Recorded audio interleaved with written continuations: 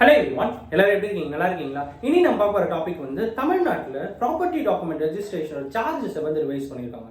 எவ்வளவு பண்ணியிருக்காங்க, என்ன கம்பேரிசன், முன்னாடி இருந்ததுக்கும் இப்போ இருக்கிறதுக்கும் என்ன கம்பேரிசன், எஸ்பெஷலி சென்னையில் நான் ஒரு ப்ராப்பர்ட்டி வாங்கணும் அப்படின்னா எனக்கு ப்ரைஸ் கால்குலேஷன் எவ்வளோ வரும் அப்படிங்கிற சில இம்பார்ட்டன்ட் விஷயங்கள் தான் இன்னைக்கு நம்ம வந்து பார்க்க போகிறோம். அண்ட் ஆஃப்கோர்ஸ் வாங்க டாபிக்குள்ள போகலாம்.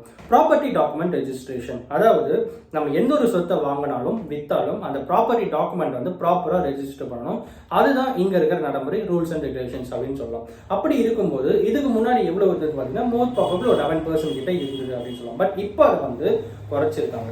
யார் குறைச்சிருக்காங்கன்னு பார்த்தீங்கன்னா இன்ஸ்பெக்டர் ஜெனரல் ஆஃப் ரெஜிஸ்ட்ரேஷன் அப்படிங்கிற ஒரு பர்சன், அதாவது அவர் தான் ஹையர் அத்தாரிட்டி ஆஃப் ரெஜிஸ்ட்ரேஷன்ல. ஓகேங்களா? ஸோ அவர் வந்து ஒரு நோட்டிஃபிகேஷன் கொடுக்குறாரு. என்ன கொடுக்குறாருன்னு பார்த்தீங்கன்னா நாங்கள் வந்து தமிழ்நாட்டில் டாக்குமெண்ட் ரெஜிஸ்ட்ரேஷன் சார்ஜஸ் வந்து குறைக்கிறோம் அப்படின்னு சொல்லியிருக்காரு. எதனால் இந்த முடிவு எடுக்கப்பட்டது அப்படின்னு பார்த்தீங்கன்னா இங்க இருக்கிற ஹையர் அத்தாரிட்டி பீப்புள் எல்லாருமே வந்து ஒரு நாள் என்ன பண்றாங்க,